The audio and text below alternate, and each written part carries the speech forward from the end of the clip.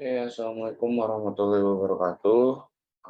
Pada presentasi kali ini kami akan menjelaskan tentang pengolahan limbah cair industri di PT Pusri Palembang Plan Pusri Strip 2B dengan anggota kelompok sebagai berikut. Next.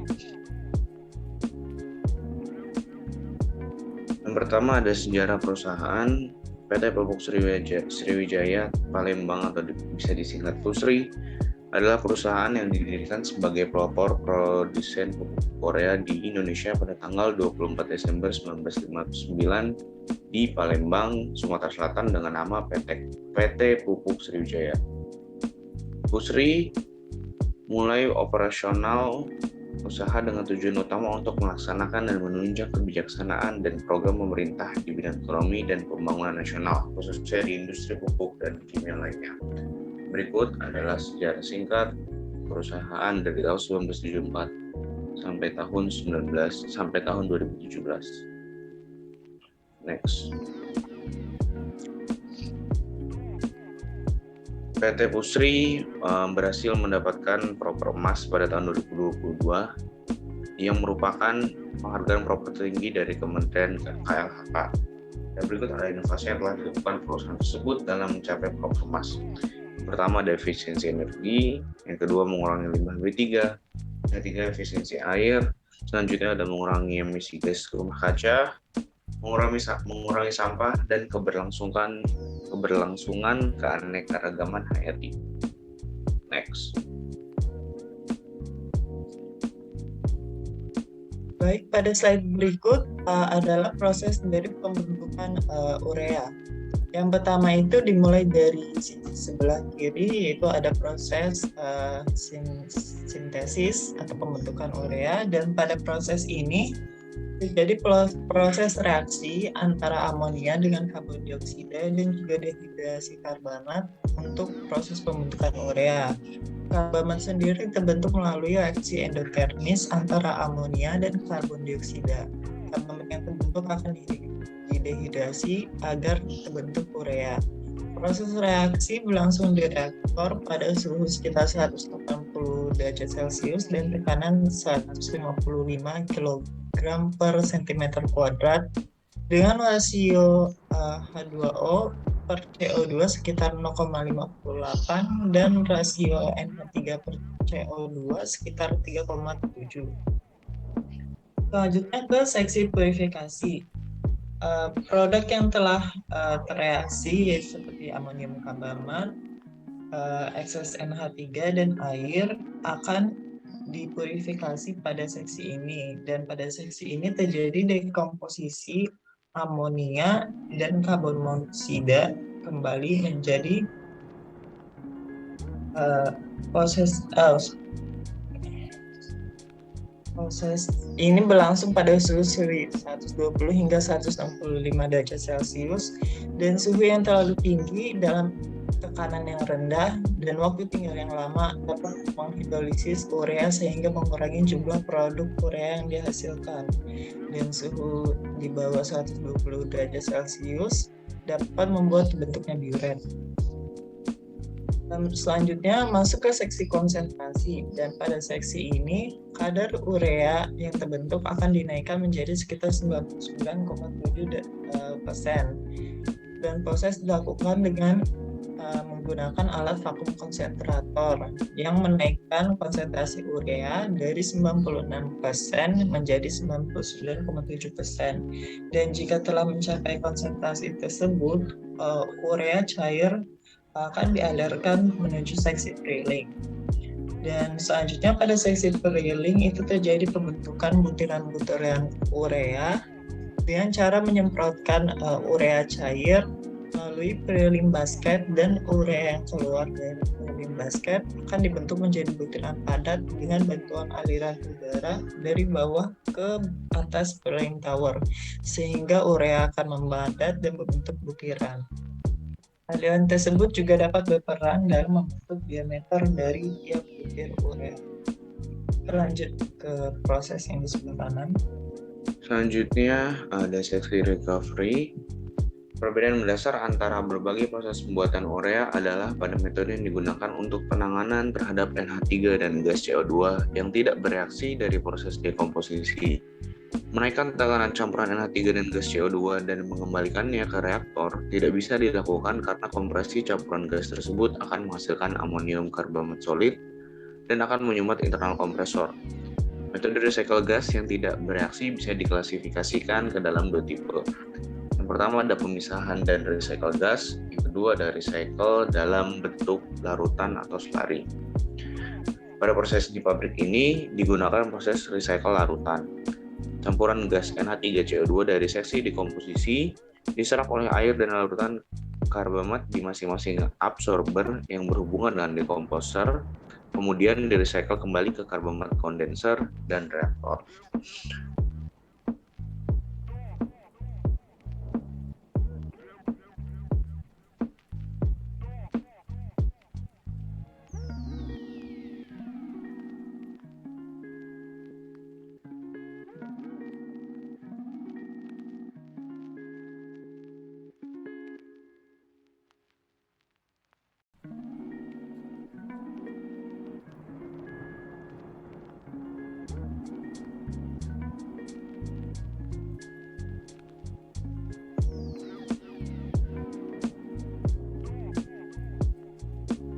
Berikut merupakan jenis chemical waste yang dihasilkan dari pabrik. Yang pertama itu ada chemical waste dari pabrik amonia, kemudian dari pabrik urea, dari area cooling tower, dari filter water treatment unit, ada ultrafiltration unit juga, dan reverse osmosis, dan juga ada beberapa dari regeneration waste dan juga chemical waste dari mixed bed polymer unit.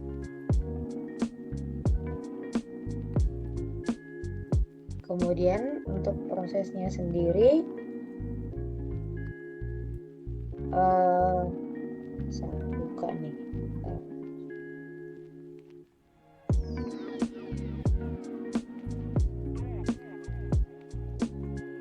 Wastewater treatment ini berfungsi untuk meyakinkan semua effluent atau limbah dari pabrik amonia, urea, dan utility dikelola dengan benar sebelum dibuang dengan memenuhi standar buangan limbah.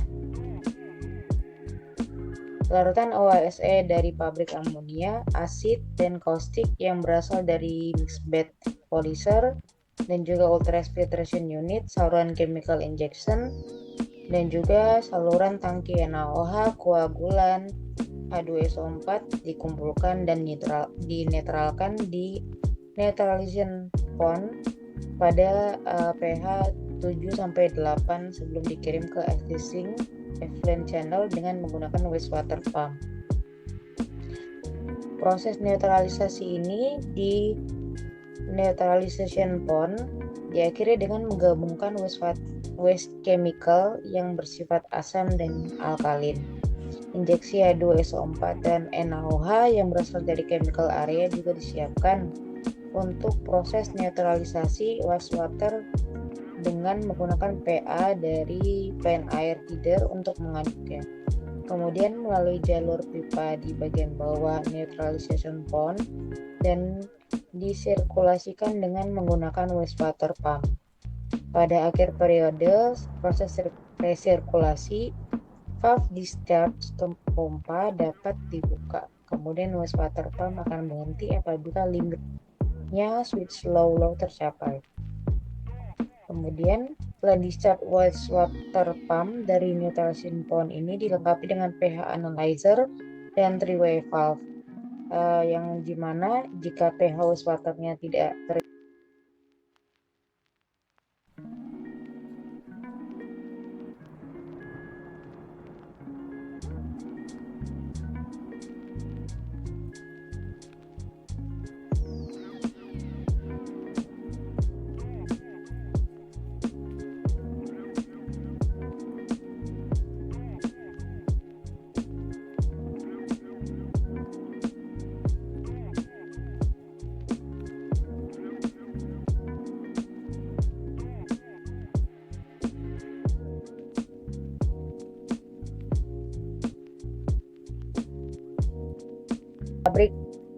urea offset condition, ospek kondensat dari pabrik urea dapat mengandung NH3 hingga 100 ppm dan urea hingga 100 ppm.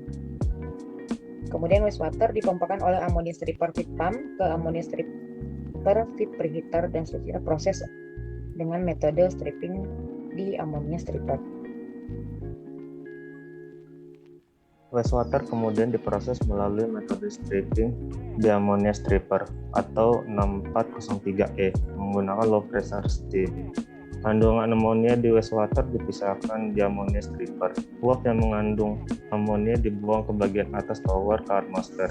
Treat wastewater setelah proses stripping mengalir ke bagian bawah ammonia stripper dan menuju ammonia stripper feed preheater atau 6403 CA. Next. Setelah itu didinginkan di effluent cooler dari temperatur 54,2 derajat Celcius menjadi 40 derajat Celcius dan ditampung di check pit B. Treat wastewater yang sudah memenuhi standar air buangan akan dikirimkan ke lokasi pengolahan limbah existing dengan menggunakan check pit pump. Next.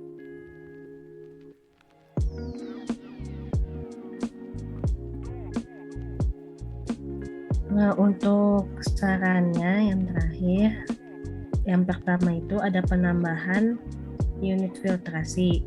Jadi penambahan unit filtrasi itu seperti filter pasir bertekanan atau filter karbon aktif setelah ammonia stripper untuk membantu menghilangkan partikel-partikel tersuspensi dan bahan organik yang masih terkandung dalam treat wastewater, sehingga menghasilkan air limbah yang lebih bersih sebelum dialirkan ke check pit B. Yang kedua, penambahan unit pengolahan minyak. Pada check pit B yang menerima limbah urea yang mengandung minyak dapat ditambahkan unit pengolahan minyak seperti alat pemisahan minyak gravitasi yang nantinya minyak dapat dipisahkan dengan air limbah secara efisien sebelum dikirimkan ke pengolahan limbah existing. Yang ketiga, pemantauan kualitas air secara real time. Selain pH analyzer dan conductivity analyzer yang sudah ada, dapat juga dipertimbangkan untuk penambahan instrumen pemantauan kualitas air lainnya, seperti turbidimeter, analyzer COD atau chemical oxygen demand, atau analyzer BOD, biochemical oxygen demand. Hal ini dapat dilakukan agar dapat mengidentifikasi secara cepat jika ada perubahan yang signifikan terhadap kualitas air dan dapat segera mengambil tindakan yang sesuai. Dan yang terakhir, yang keempat, perawatan pompa dan valve. Dilakukan agar pompa dan valve dapat beroperasi dengan baik dan efisien, dan juga dapat dilakukan penggantian instrumen pompa atau valve yang sudah rusak atau tidak bekerja dengan baik agar proses dapat berjalan dengan baik. Sekian dari kelompok kami. Wassalamualaikum warahmatullahi wabarakatuh.